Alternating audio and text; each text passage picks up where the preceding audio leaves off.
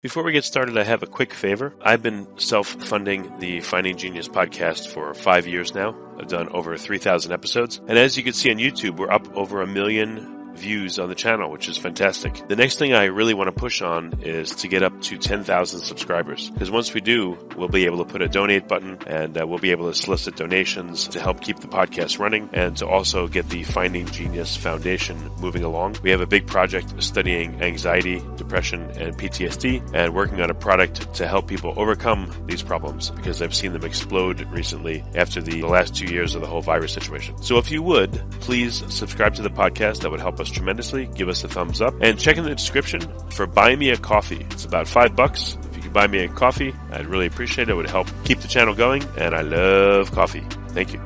Hi, I'm Minter Dial, and I'm director at My Dial based in London.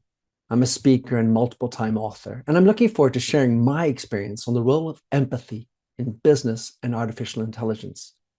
Tune in to the end and you'll learn all about how and why specifically to develop your empathy muscle as a leader, to consider how to encode empathy into, or should I say, humanize your AI.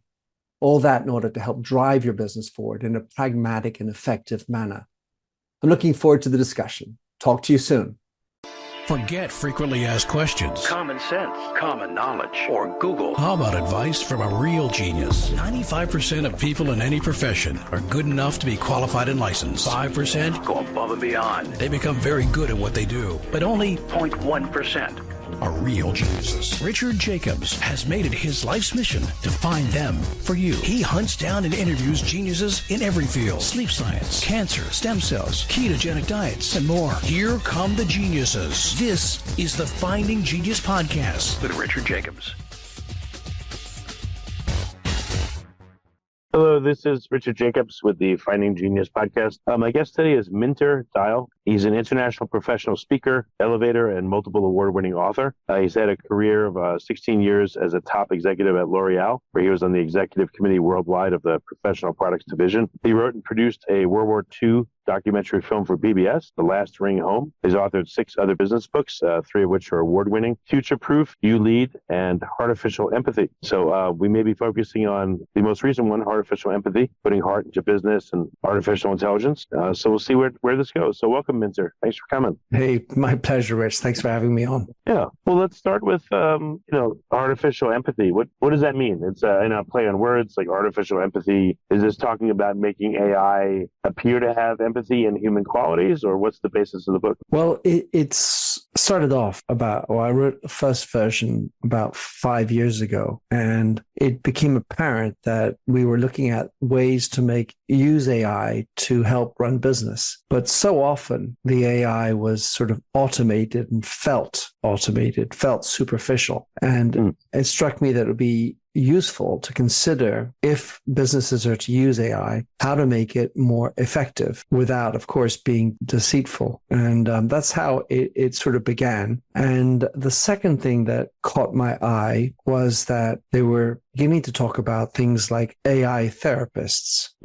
And there was this rising crisis of mental health, and on the other side, a lack of sufficient therapists to meet the demand. Yeah, I've heard there's a big lack of therapists right now. Yeah, it's really bad. Exactly. And this is true actually in many countries, not just the US, but in Canada, the UK, France, Australia, at least where I have information and research.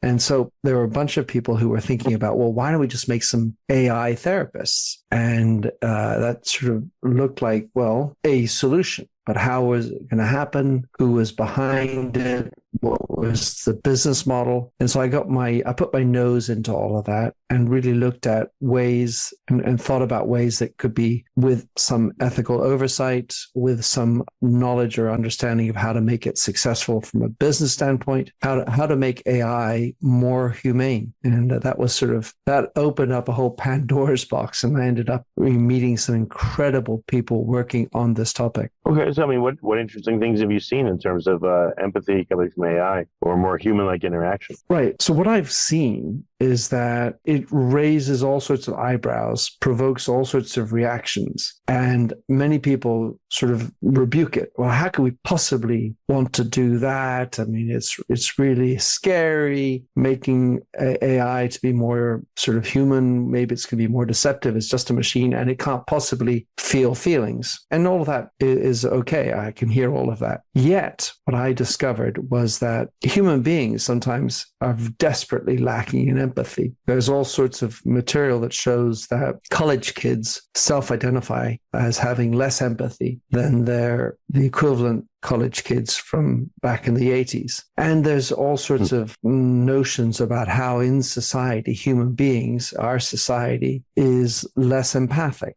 Part of that is, I think, a facet of not having enough time to be listening to other people. Part of it is a heightened form of narcissism where it's just all about me and I don't really give a rat's ass as to what anyone else is feeling or thinking. And then we've got the interruptions of the internet and digital. So there's a whole concoction of things that have made human beings not quite as available to listen. Well, I'll give you a quick answer. Into others. Yeah, like with my, I have teenagers, and I'll say to my son, "Hey, do you want XYZ?" And he'll say, "I'm good." And I'll say, "Why don't you say thanks, Dad? I appreciate it, but not right now."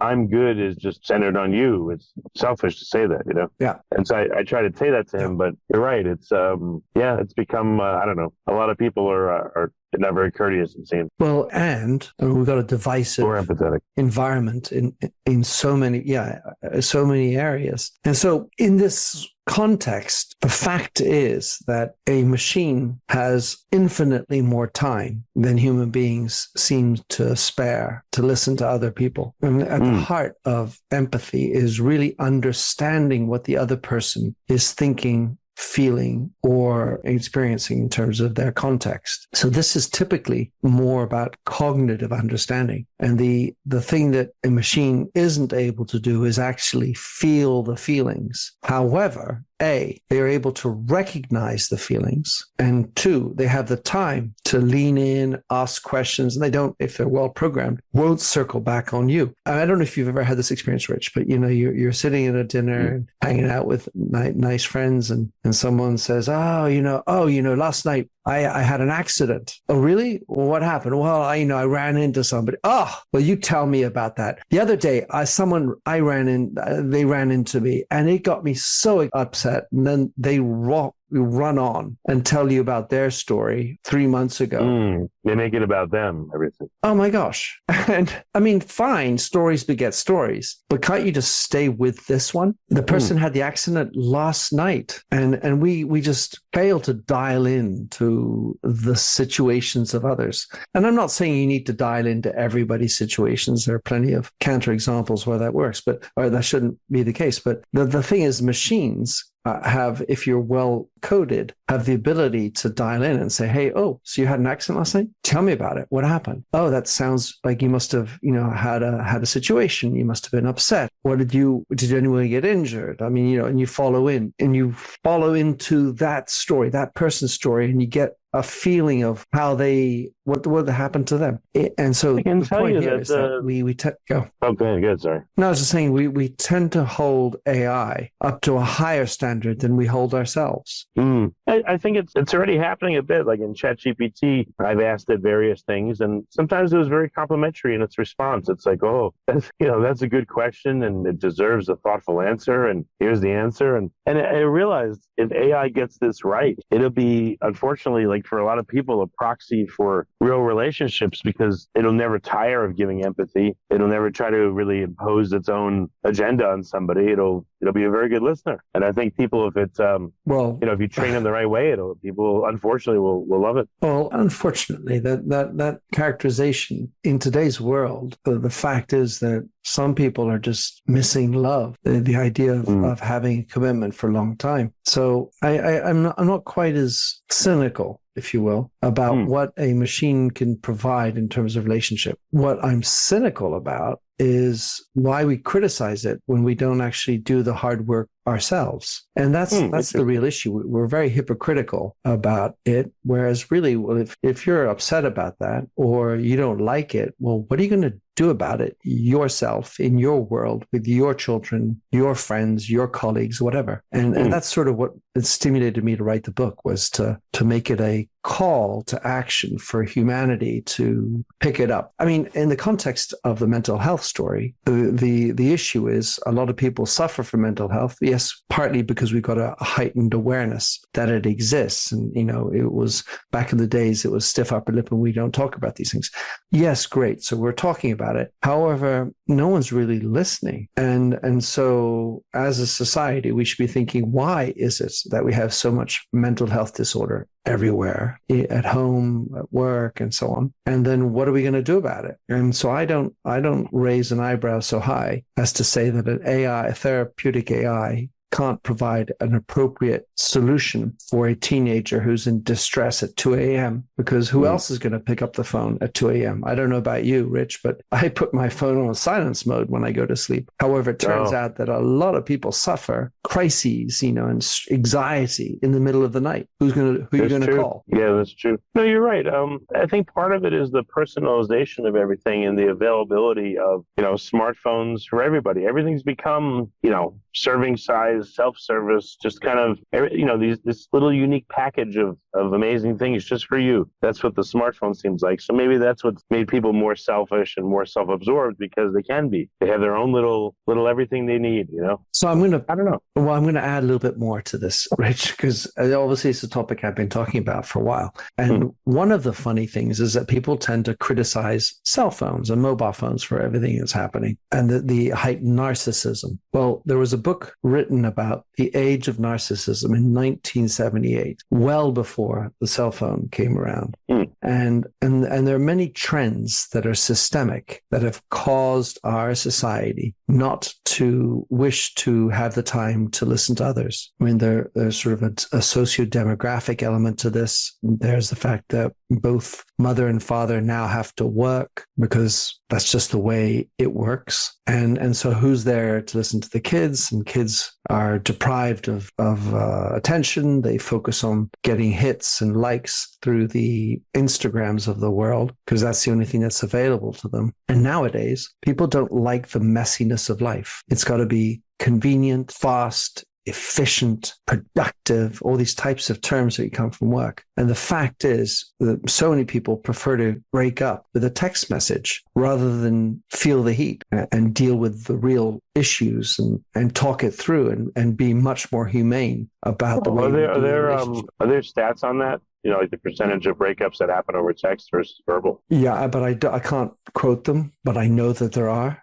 I've something like over half of breakups, and I can't quote, unfortunately, the exact source, but maybe that's something I have to go and find for you afterwards. And by the way, having facts on the tips of your tongue, that's a lost art too, because everyone just sort of relies on your Googles of the world or your ChatGPTs. I happen to use Perplexity the most, but to get all the facts. But having facts, reading, remembering them, bringing them up in conversation on time, on cue, and being accurate about them and their sources, this is also a very lost art. And of course, the AI is extremely capable of doing that, of course, with hallucinations, but far more, if you program it well, and if you think about the idea of humanizing your AI, make sure to quote the source. You use double verify that the source is accurate, that the link works. You just tell the AI to do this. Well, we human beings say, I don't have time for that. And we'd rather spout off our feelings rather than the facts. Well, I don't know. I can't help but feel that the news tells me what to do and what to think and what to feel. I thought that for decades. And I was thinking now, as you were talking about, the news saying there's misinformation and disinformation and all this crap. And I never heard that until, I don't know, maybe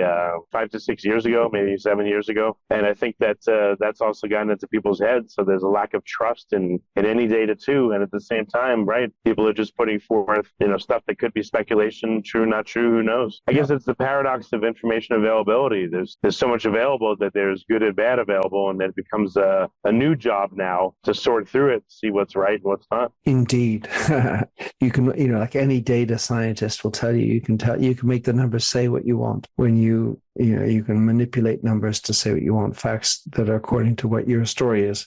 But I think the idea of discussion with elements of facts is a lost art, and in lieu of bringing facts, and I mean, basically this is my criticism of postmodernism, as I'm sure you're aware of, where we would rather undercut and deconstruct everything that's been told in the past, because that's just a facet of the power of knowledge, and that then therefore programs everything that follows. So it is a tricky topic, but I think anyway, my point is make sure to bring facts into your conversation as opposed to what I feel, because sure, your feelings are wonderful and useful, but we shouldn't forget hard facts. Yeah, I mean, another phenomenon, maybe I can contribute, maybe you thought of this or not, but I don't use social media, but I'll go on YouTube and I'll, listen to videos. I don't watch them, I usually listen. But I guess my impatience causes me to listen to them at 1.25 or 1.5 speed. And I wondered in conversation if it's making me a lot more impatient listening to people, because I'm used to listening to stuff being sped up and they're not sped up. So I wonder if,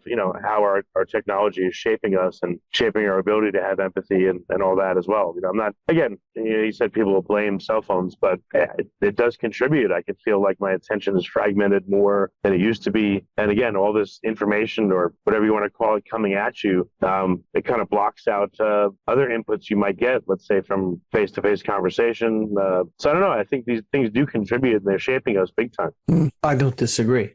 My way I look at this is I'd rather not blame the technology, because these are just tools. They're in our hands and we have the choice of whether we will or will not listen to 1.25. At times, which I will actually I sometimes listen to the news at 0.9 and I breathe into it. I just relax, let it be, slow time. And as a part of my way of reframing, rewiring the way I work. And not that I'm a very keen person on time. And I think that there's a cultural element to this where certain societies and cultures are far more attentive to every second, and other cultures are a little bit more relaxed on, there's this famous term of Caribbean time or African time. But the fact is, time is rare and it's difficult. So I think that I certainly don't mean to say we all should be listening to everybody all the time, but I do feel that we need to be more intentional about when we apply our listening ear to other people. So that might mean turning off notifications, and because we can do that, we have the power to just eliminate, like I say, like my telephone, I don't have any notifications come onto my telephone. So if I'm having conversation, I don't even need to address the beep, beep, something, someone sent me a text message. It's always off. And so I can always be on if I want to, or at least without the distractions. Afterwards, I have to then be focused on being present with you, Rich, in the moment, and then desire to listen to what you're saying and follow into what you are doing. And then, so that means to have time. And the issue is a lot of times we are very time constrained. I only have 20 minutes to talk with you. Well, for sure, when you have a constraint like that, then what that provokes means you're going to get to the topic right away, and you're going to put in your narrative right away because you don't know if you'll have time later to cover it, whatever your demand is. And there's no sort of sloppy, sort of messy, long chats. And the idea of sitting down with somebody a la Joe Rogan, not that I'm always listening to him, but it's interesting, this idea of having 3-4 hour conversations. There's an Indian guy called Amit Varma who does, I call him the Joe Rogan of India, and he has these 3-hour conversations, and by gum, they get into stuff. And it's fascinating the way they listen to one another. And we should have more role models like that, as opposed to screaming matches on televisions. No one's listening to anybody, and it's just about eyeballs, or right, sound bites, eyeballs, crap. Yeah. Well, I know the like YouTube Shorts or Instagram Shorts or TikTok or things like that.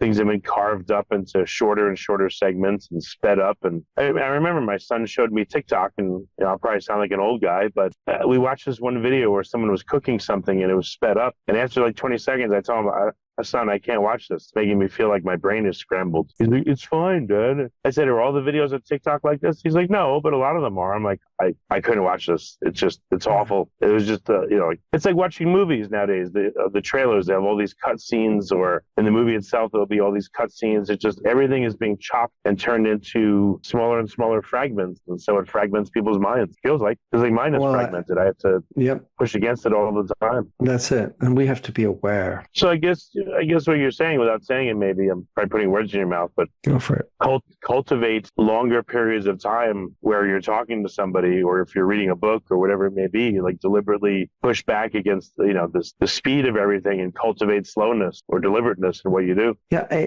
I give you an example, Rich, to be very concrete. Last night, my wife and I we were 10, so we were 8 people to come, most of whom didn't know each other. And we invited everybody with a theme. And the nature of the theme is that it's a little bit out of left field or out of zone of comfort. And the topic we talked about last night was, what is the single strongest facet of your identity that you have today, and what part of it might have faded over the past? What part of your identity might have faded over the past? Anyway, that was the theme, and everyone had to work on it. And of course, the conversation would occasionally break down into, splitting off into pairs and threesomes. But for the most part, we all listened to everybody. In other words, one person would have the floor. We have a round table because that's the best. And someone would speak and everybody listened. And it was just the comments that people had at the end was like, well, that's not so unusual. We don't do this anymore. And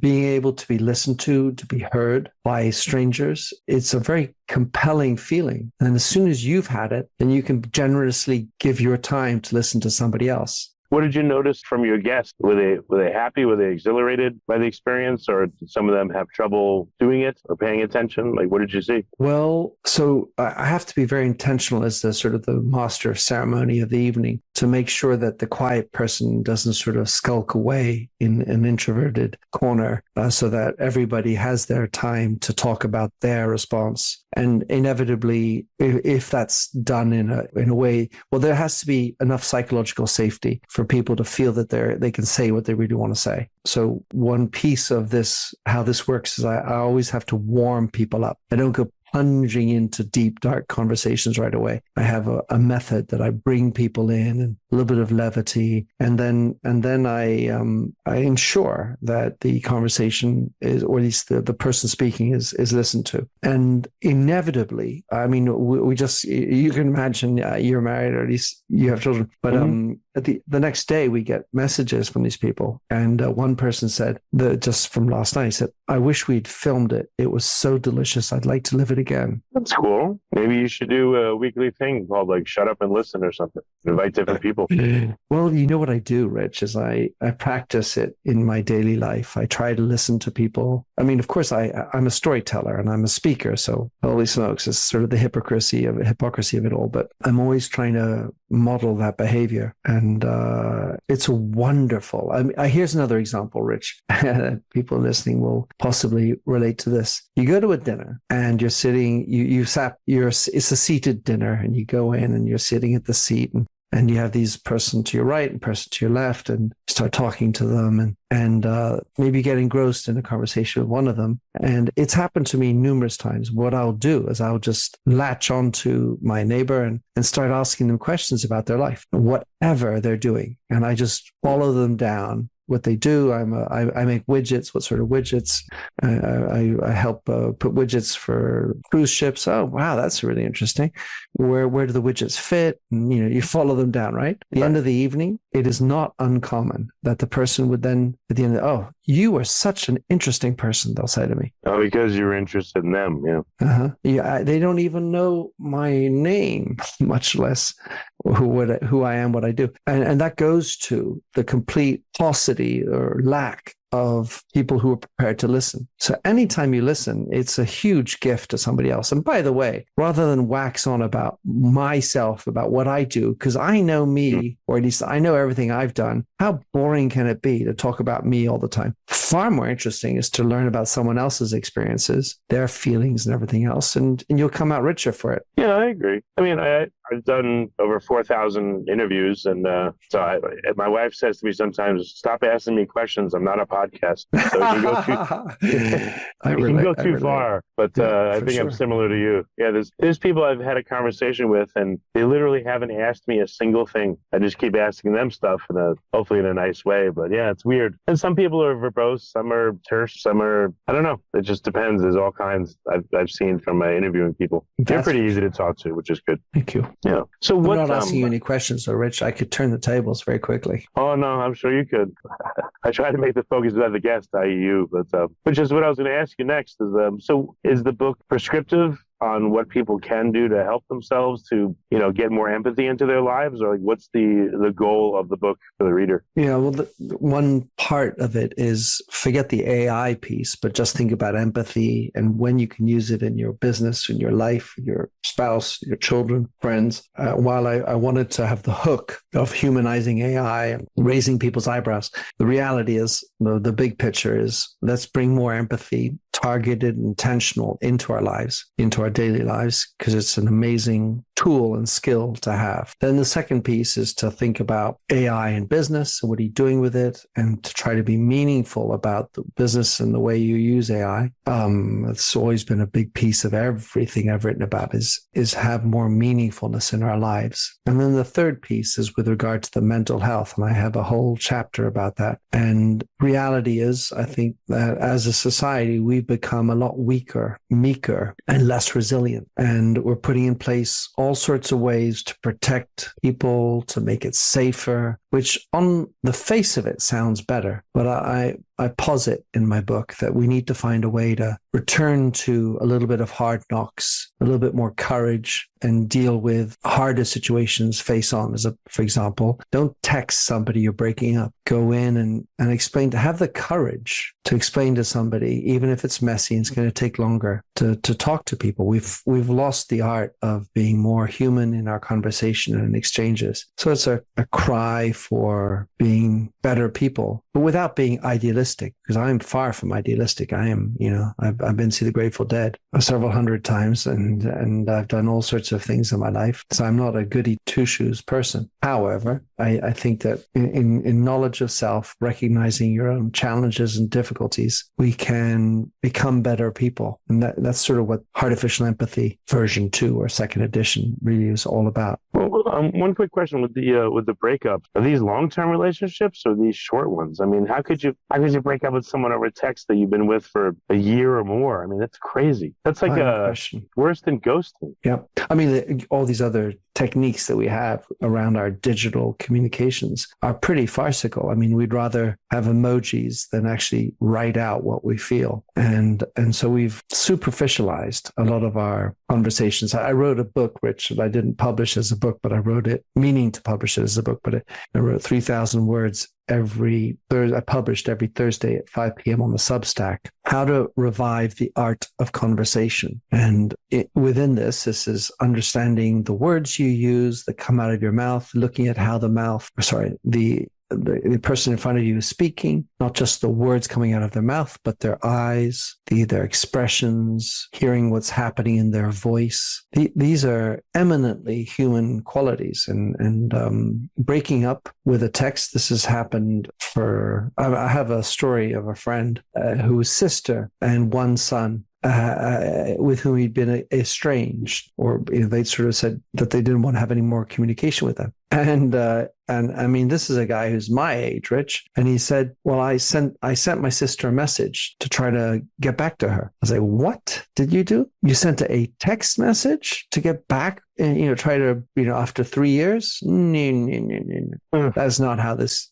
You just can't thinking that way. Anyway, I tried to steer him correctly. So what do you, I know you've written before about the future. Is the current state of things at all what you thought it would be a few years ago, and where Where do you see things going? Well, I'm writing a new book, Rich, and so this sort of informs everything I'm doing right now, and it's called The Avatar Trap, and it's about the way our society has been developing, and it's an attempt to try to rectify some of the accepted practices and norms that I think need to be revisited. So within that, I want to rehabilitate some older fashioned values because I'm an old white dude, perhaps. But I also think that we've thrown out the baby with the bathwater in rejecting elements of the past. And so I want us to return to being able to have civil disagreement, have conversations that are rigorous, tough, and yet we can both learn from, as opposed to standing on my hill and shooting down and saying, you're wrong, I'm right, I'm good, you're bad, and come back into some kind of more growth mindset where we can all learn to listen to different people, different voices, and also be more realistic. I think the Avatar Trap also speaks a lot to how we've gotten lost as a society because we no longer wish to entertain reality. We'd rather the convenience, the likability, the superficiality of an Instagram post than the reality of my situation, where we have disease, we have illness, we have death, we have risk, we have loss, we have pain, and this is part of life, and the beauty of life is the ability to go through and the journey that isn't comfortable, isn't delicious and perfect, and rather than shun all these other negatives or imperfections, embrace them and move into reality, because the idea of exterminating death as if it's an illness is about as cockamamie as any society has ever been. I mean, the idea of immortality has been a topic of conversation for millennia. However, just because you can seek it doesn't mean you ought to try to be seeking immortality. Do you think you understand how things have gotten to this point? Or is it, you feel like, you could speculate here, there, and everywhere, but you don't really know? Well, I certainly would not wish to portray myself as an all-knowing individual. I do, the first section of my book is how we got here. And the reality is it began a long time ago. And little by little, things happened without necessarily being bad intention, but you move to another place because of what's happened before. And little by little, a little bit more sand, a little bit more issues, it just piles up. And we end up in this new situation that needs to be wound back, at least in some portions.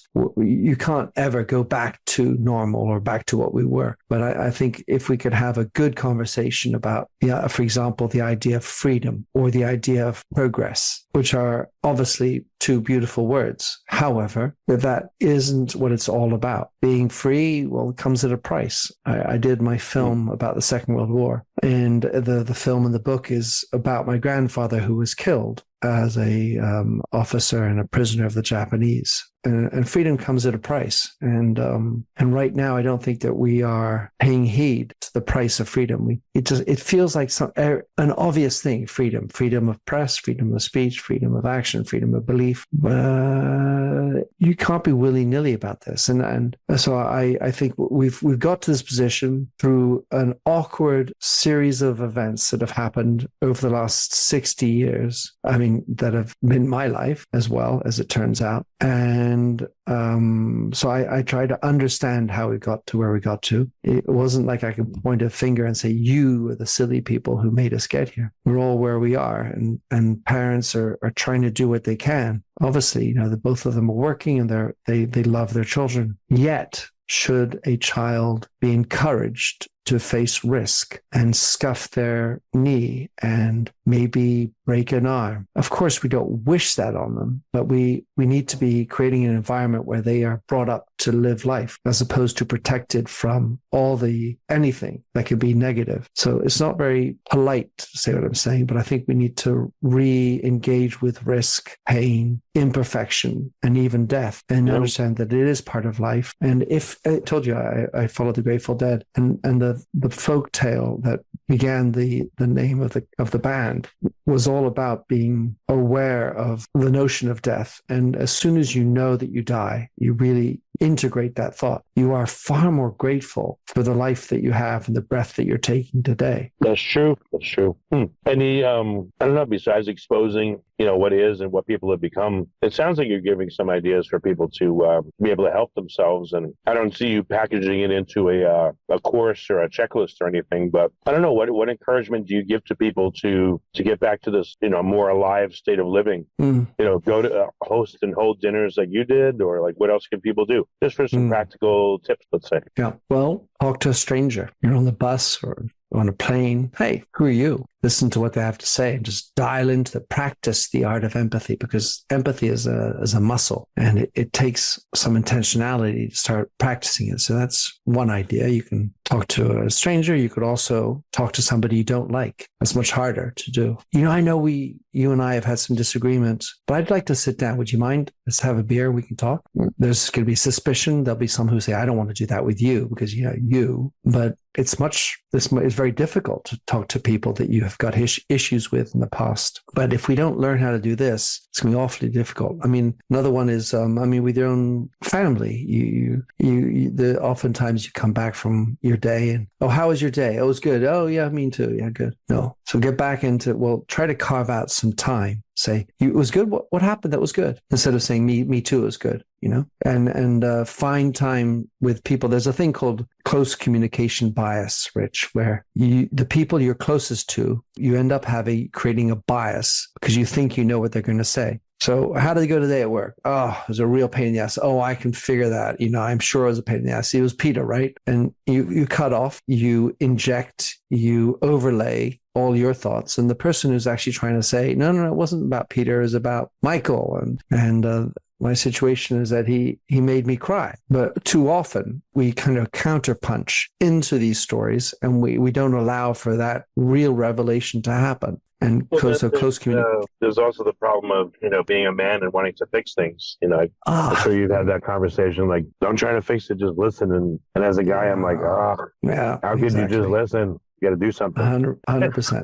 The women are from Venus and men are from Mars. Or the book that actually preceded that was by a woman called Dr. Deborah Tannen. You just don't understand men and women in conversation. And that was actually the book that was foundational for me in this regard. But the other, Rich, to finish off on another element that's concrete, or at least specific, is to take the time to find out more about who you really are. And the wake-up call here is that basically most of us go around thinking that we know who we are when we only really have an understanding of 80%, maybe even less, of who we are. And the final 20% we prefer not to talk about. And that's going to be things like happened in my childhood, or things I'm not proud about, or parts of me I don't like. And we shovel them down. And what the problem is with that is that they end up like a chip on the shoulder, reappearing in the middle of an unexpected moment. And this is how you end up with these shit for bosses who haven't done that work, and it comes out of them in moments of stress, or just naturally because they haven't done the work of really getting to know who they are. And in this knowledge, there's the hardest part of it is to come to grips with and accept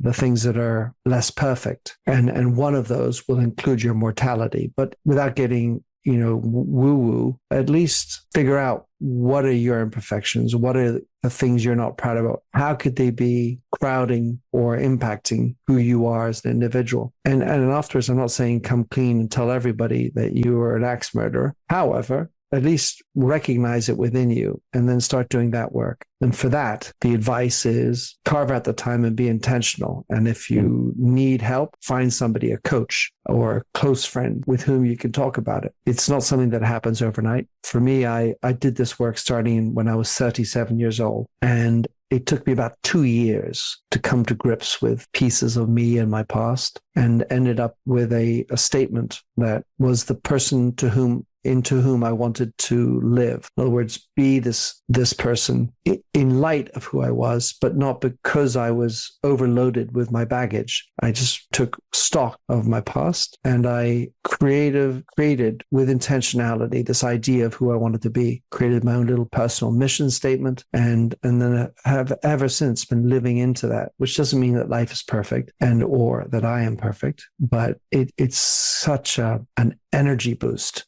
to know why I'm on this planet. Well, that's really cool. Would you mind sharing like what you've decided your mission is on this planet? I will gladly do so. And frankly, the funny thing is I got a coach when I was 37, a guy called Clément, and French is my first language. And I asked Clément, and we did this work together. And I ended up with the first statement being French. And then I translated it into English. And over the years, I've made minor tweaks to it, and that's okay. It should not be statutory or some sort of institutional piece. But basically mine is this, Rich: to elegantly elevate the debate by connecting dots, people, and ideas for a more meaningful existence. Okay. And then that's what you did with the dinner, which is very cool. Exactly. Are you going to make this a regular thing, by the way? Like it could be a lab, I guess, a psychology lab where you try different things, not in a bad way, but to see how people react. I want it to be an experience as opposed to an experiment. But I've been doing this, my wife and I, since our time in New York back in the 90s. And so we've done, I can't exactly count, but something between 200 and 300 of these dinner parties. We do one about once a month. And we especially look for the people who we're going to invite. We want them to be meeting new people. So it's not just like the regular gang. We're always, so last night we had a couple in the 30s, and we also had a couple that were over their 80s. And so intergenerational, different cultures. And anyway, so we've been doing this, and it's a glorious thing to do. It's only one night a month, but it does last a while because well, first of all, it takes time to prepare the meal, think about who you're going to go. So it occupies a piece of our time. And then afterwards, I'm always keen to hear what people thought and hope that these people who didn't know themselves the night before coming, want to get in touch with, I heard you say that. Let's go and have coffee. Let's go have tea. Let's have a beer.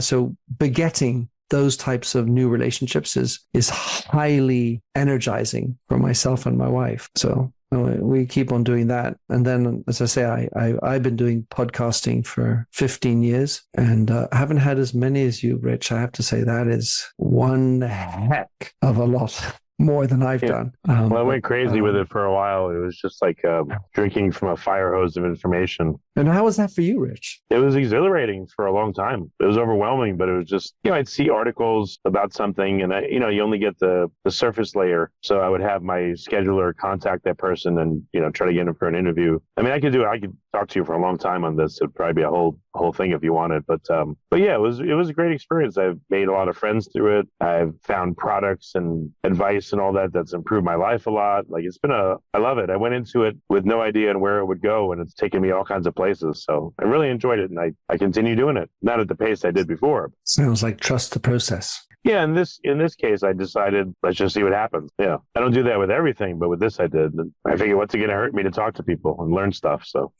hurt you to learn stuff. Yeah, I figured, why not? There are two things that I talk a lot about when I'm doing my work with clients. And one of them is capped curiosity. Make sure to have curiosity, because it's one of the two things that children always have. But be aware of the infinite rabbit hole that information can be. And so be more intentional about what you're curious about. And then the second thing is to remember to play. Inject pieces of moments of play in your life. So whether that's getting the old guitar out and strumming some songs, singing at the top of your voice in your shower, getting on the ground playing Lego with your kids, or goofing around a little bit. Play is a gorgeous facet of our lives. And I think it's absolutely essential to have play in your couple. It's obviously important as a child, but I also think it's a wonderful thing to have in the workspace, which doesn't necessarily mean,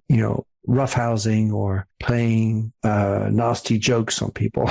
but find ways to inject more playfulness in your work, and you'll find that you'll develop greater trust in one another because you're allowing yourselves to move into a little bit more of a childlike, wonder-like zone. And that in a world where we're all about efficiencies and productivity, it's good to have a little play. I mean, I've probably taken psychedelics, I don't know, 300 or 400 times in my life. So I can say I've played. I continue to play. I continue to have fun. And by the way, it's one of the 7 things I'm resolving to promote as part of our solution pack, if you will, for the avatar trap, is to invite people to think about psychedelics as a way to make well people better, not just the pathology of depression or anxiety or fear of death or whatever else the doctors are coming up with, but just for us to think about rewiring a brain, think about how little we are and unimportant in this whole world. We all are. And then relishing that unimportance and then putting perspective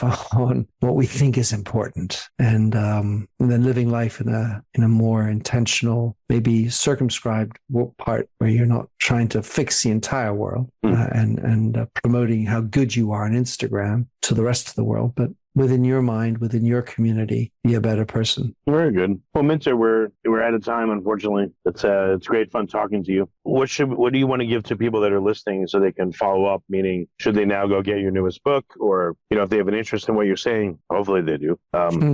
Where can they go to find more about you and see your writings and learn your thoughts? So I have this weird name, Minter Dial, and that makes me very Google friendly. So my site is minterdial.com. I have a French one and .ifr and podcasts and material. So if someone's curious, and then they actually are going to put down the earphones and go type out it, go for it. The thing that I'd like to leave with maybe is that I've been doing a project is matching my passion, a long-term passion, with my business acumen. So I've been playing a sport called paddle tennis. Don't know if you've ever come across it, but it's different from, or in America they call it padel. It's different from pickleball. It's different from platform paddle tennis or hot California tennis. Okay. It's a sport that is played in a glass 20 by 10 meter container and is taking off everywhere around the world. Anyway, what I've been doing is I've been taking out executive teams and I've been having them explore, meet, sweat, laugh, cry, and have fun on a paddle court. And then I use the experience, the lived experience on the paddle court to develop new ideas, counterintuitive ways to improve the business. So I call it the joy of paddle for business. And I did a session in Miami a couple of weeks ago. And by gum, I got an NPS rating. They actually did NPS 8.6 for my session. So what I'm trying to do is use play, sports, health, and all the while thinking about how to make business a stronger, better, more missionary type of experience. And I think that's very cool. Yeah, that's what I'd like to leave with, the joy of paddle for business. That's thejoyofpaddle.com. Okay. Well, Minter, thanks so much for coming. It's been a great time speaking with you, and keep doing what you're doing. I appreciate it. Thank you, Rich. Well, of course, this was not on video, but you didn't get to see I finished an entire 1664. That's a French beer. If you like this podcast, please click the link in the description to subscribe and review us on iTunes. You've been listening to the Finding Genius podcast with Richard Jacobs. If you like what you hear, be sure to review and subscribe to the Finding Genius podcast on iTunes or wherever you listen to podcasts. And want to be smarter than everybody else? Become a premium member at findinggeniuspodcast.com. This podcast is for information only. No advice of any kind is being given. Any action you take or don't take as a result of listening is your sole responsibility. Consult professionals when advice is needed.